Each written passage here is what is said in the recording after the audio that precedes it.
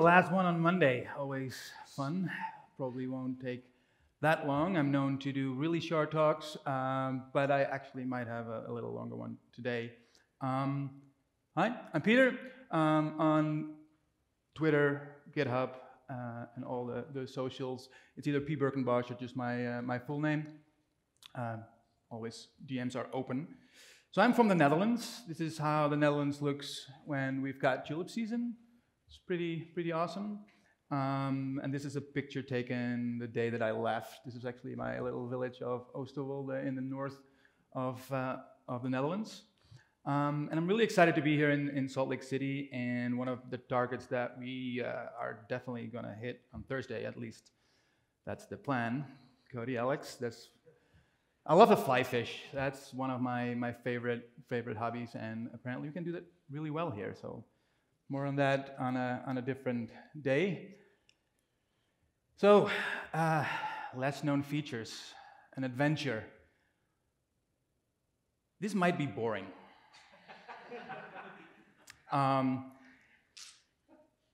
I will try. These are actually my kids. We had dinner on Friday, and the eldest one just did a random live long and prosper. And I'm like, dude, you can do that? Like, I don't even know how that works. And then the youngest one was like, yeah, sure, no problem. I can do that too. So this was an awesome day. We had so much fun. They're not laughing because they're doing the full Falcon experience. So the background on why this talk existed is I was working for a company called Engine. A lot of them are here. I was working on a product kit system, and I found out that there's a lot of stuff that you don't need to decorate your models with. There's a whole ecosystem that Alessandro actually mentioned in his talk just now that we can utilize.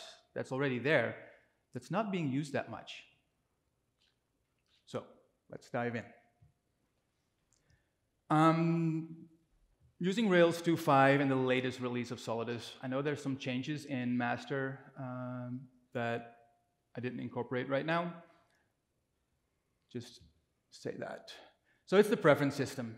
And it's really funny that it's come up a few times in the talks, same with Ernesto. It's the app configuration file that has so many documentation or so many unused extension points that you can use.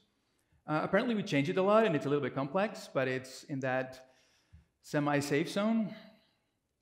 It's a really big file. You use that in your initializer. If you run your spree install, it will give you the spree initializer, and that's the spree config block that you use right there. All pretty familiar. So one part that is defined there is the stock configuration. It's a different configuration file, and you can set a lot of classes within the stock configuration file. I won't go into details in this particular instance.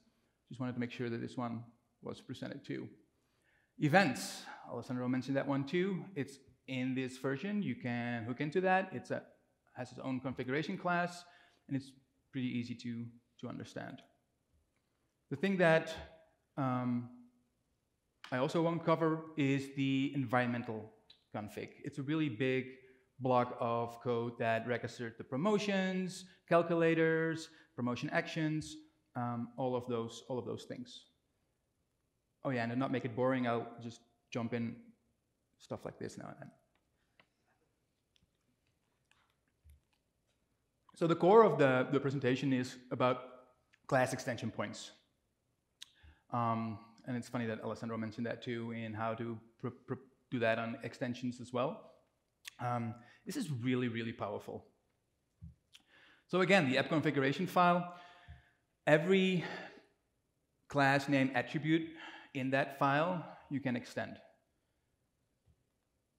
And there's a lot of them. This is how it's implemented. It's also a really small method. There's some meta programming there.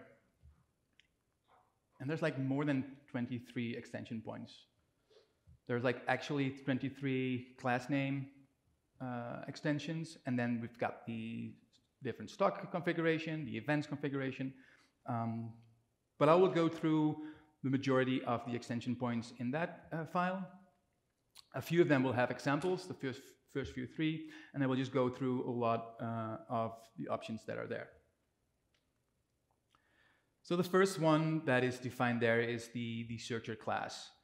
And the way that it's defined is that we have a key that we can set, and then there's a default. In this case, the searcher class is the spree-core search base. It's defined in the core library under the lib file. And if you search the Solidus repository for where searcher class is being used, it's used in one of the controller helpers to build the search. And that particular helper is in the home controller. It will build the searcher, retrieve the products, and list it. So with that knowledge, it's really easy to override the search logic. The searcher file, the base file, the search base has a get base scope protected method, sorry, that will get the products that you need and then retrieve it. So if we want to override this or get our own implementation, we can just create a Poro or custom class. We extend from base and we implement our own method. In this case, we only want to have the products that use Rails in their name with a capital R. This is PRs incoming. On the documentation, it's a lowercase r, and you won't get any products. And then in your configuration, you just require the file that you just created, set the configuration to use your searcher class, and from the default to the searcher class, you have a new searcher implemented. So the way that this is really easy, like this is a trivial example, but if you have things like Algolia or Elasticsearch or any other search methodology that you want to use, you don't need to decorate a lot of internal Solidus stuff. You can just create your own class, test it in isolation, and put that into your configuration, and you'll have your plug-and-play search. The second one is called the variant price selector class. This is a really, really powerful one. It's also a little bit hidden one because it's delegated to the pricing option class, and that one is in turn delegated to the price for. So getting a price from for a product, this class is responsible for doing that. Yeah, so this is the whole delegate options class. So it's named pricing options class, but it's actually the variant price selector. So this one is a little, I don't know how we do that, like a reek or a flog or a, there's some bunzing going on here. But yeah, I wanted to make sure to list this completely. I can't actually read this anymore, don't remember where it was being used. Oh yeah, this is in the actual implementation where you get the correct price for a certain variant. So there's also a use case, for example, if you're a wholesaler and you just want to list your products but don't want to list the prices, only if someone registered. And you could go overboard and decorate all your index files and just hide price if someone is logged in. But there's a really easy solution for that, is that we create a new price selector. And we return only the value, only the super, if there is a user logged in. And to get this set up, we need a little bit more decoration done. So we need to make sure that we remove an additional value. So we put in the current user, but we need to make sure that we remove it from the search arguments. This is one of the parts where there's maybe a little bit too much automation, because the searcher parts are being pushed into the active record to actually get this pre-price. And then next, we create the decoration that we put the current user in. There's a helper file, set current pricing options. We overwrite that and we set this pre-current user as an attribute. And as last, we need to make sure that we have that helper available and change the configuration to use our own price selector. So this is a little bit more contrived example. So When you're not logged in, this is what you'll see. There won't be any prices. And if you are logged in, the prices will show. This example wasn't complete. There's also a certain point where you have to set the line item price for that specific thing. I left that out, but if you want to implement something like this, we need to take a look at the original implementation to get this implemented correctly in the cart as well. So the next few slides will just have the specific configuration, and I'll go over them a little bit faster. This is a variant search class. This one is being used in the admin to fetch the right variants if you search in the admin. This is also interesting if you want to want to use a different search engine on your admin, not so much on the front end. This is where you have to hook in. The promotion chooser class, similar story. We'll use that in the update order. Actually surprised that the order updater didn't show up in that you let there be dragons, because this was a interesting file. It's been improved a lot, but there's a lot going on in that file. But at the bottom here, you see that there's a class that's responsible for picking the promotion.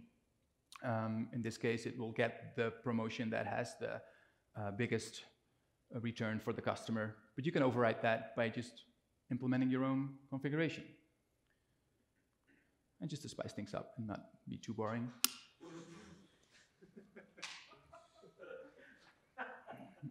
I found this really hilarious. It just popped up the other day. Poor Lieutenant Dan. Anyways. Another one that is really big one is the stock allocator. So this is a class that is responsible to pick which stock item you want to use for the specific order.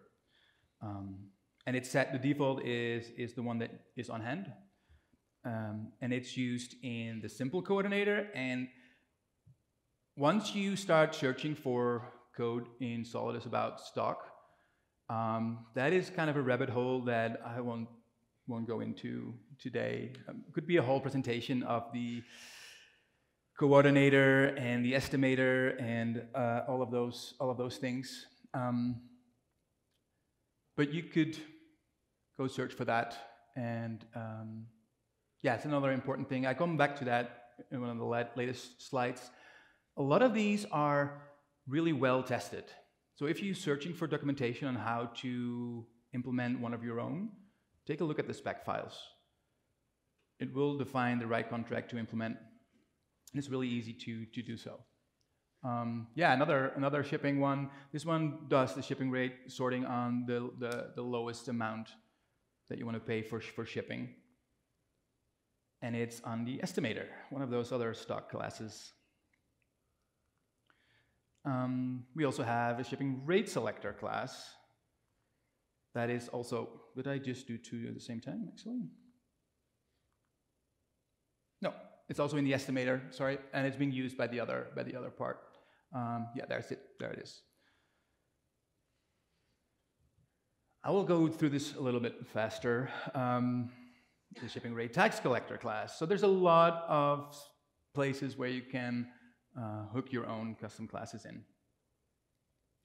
All the mailers, and this is also an interesting one because I don't know if it's in 2.9 already, but the event system is being used to actually set the mailers out. So you can overwrite your own mailer and decorate it the way you want. Just set this pre-order mailer, or your promotion code batch mailer, or your reimbursement mailer, or your carton ship email class. Yeah, and I have so much water then.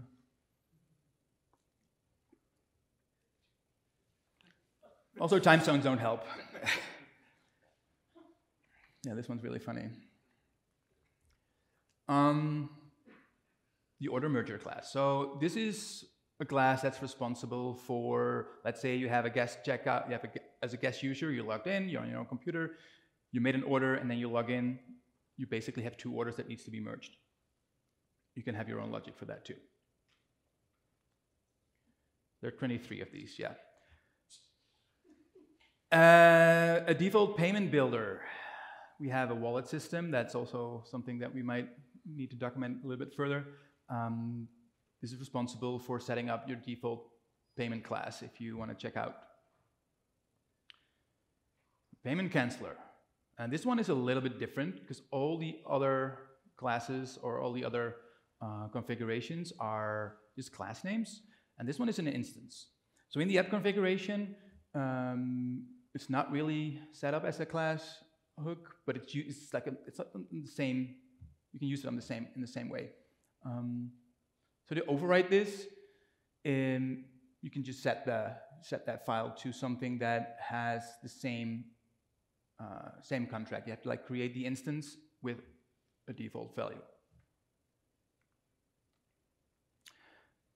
Same thing with the previous one, although this is a static one. This is where you set the payment source to a wallet. Let's say, for example, you have a subscription, you store the Stripe customer, like the payment ID, that could be handled in this part. I don't know if this Stripe extension actually uses this. Double check that. This is also an interesting one if you want to do multi-tenancy within Solidus, have different stores. By default, it's searching by server name, but you can implement your own class to have it by IP or by subdomain or whatever scheme you want to use, and select the right store for the URL or even the request that comes in. Yeah, apparently we have the URL parameter, not my native language, the para thing there. We use the default active support inflector, but you could change the text in the URL in something different if you want to use that. Probably won't be used that much. And this is really new. It is setting the different galleries for variants and for products. I actually haven't looked in detail there. I think you made that, Alessandro, right? Or was that Mr. Spaghetti Goat? That? Oh, yeah. Yeah. So we're working on getting Paperclip out of Solidus. But to get that done, we still needed Paperclip because active support or the active storage wasn't really working yet. So we made a class extension point for this as well. So there's an image attachment module that is basically the current or the previous Paperclip configuration. Just to override that, you can use Shrine, or if active support is working for you, active upload, you can use that there too. Same for the taxon. And then one of the last one in that list is the order number generator. And this is also a little different, that it uses an instance instead of just the class name.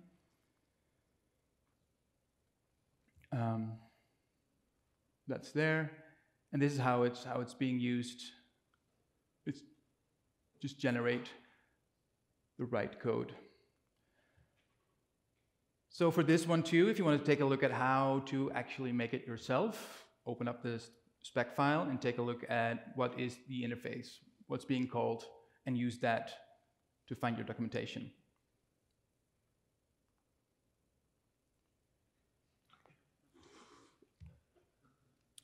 Yeah, I don't know if this one is real, but it's pretty funny. Crazy monkeys. And then there's one other thing, and that's basically what triggered me to try to make this talk happen, is there's some hooks on the order class that I haven't seen before. So with that product kit situation, we needed to have a situation where you have different products that are together, but they are the same. Let's say we have 2 t-shirts in my cart, and I have a single t-shirt in my cart as well. That should not be the same. But the 2 times 2 t-shirts should be the same. And it took me a while to figure out how to get that going. So there's 2 different hooks in this pre-order file.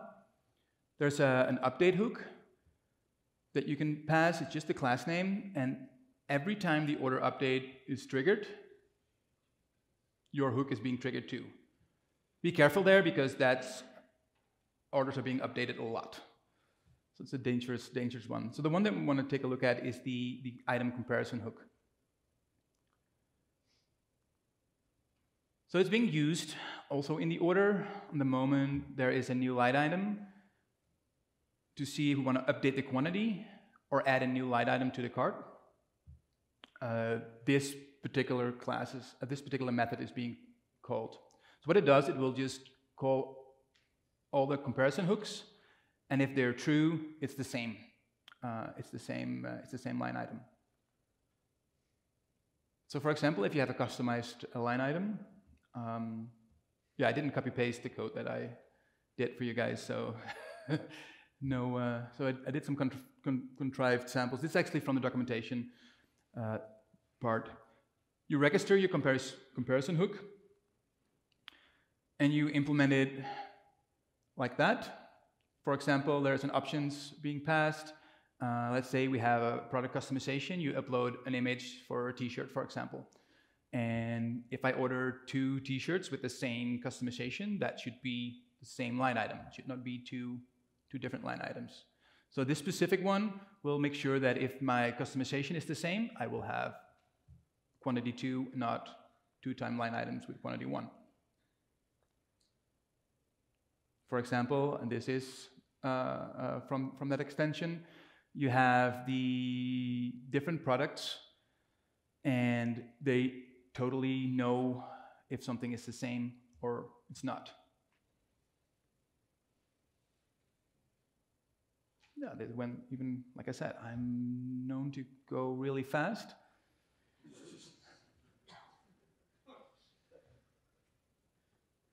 Any questions? Yeah, so I start in the app configuration and then take a look at what's being called, and then search for the class name and then spec files, basically. And then especially with the stock, for example, that goes really, really deep. And the pricing items too, like that's also a part on those product kits that I had to dive in a lot. See how to get the right price from a right country, right currency, with or without a specific kit price available. Yeah, it's basically knowing how to search and then trying to go deeper and deeper and start writing specs, like reading specs and writing specs. Yeah, then. Yeah, so the question was, I think everybody heard Dan correctly, but we worked for a bigger project on Spree that was doing a lot of different prices, and they had a system called price books. I think it's even in the contrib, probably not active anymore, but that went completely out of hand. Yeah. So for the new, yeah, both. So if I want to do my functionality that I need to implement, I start with a system spec or a feature just to get feeling for the system, and then I dive deeper. If I like to have to override the class, for example, I go straight to unit testing that interface that I know that when I put in, this is what I get out. And then that bubbles up to, it's like outside in, basically. Yeah.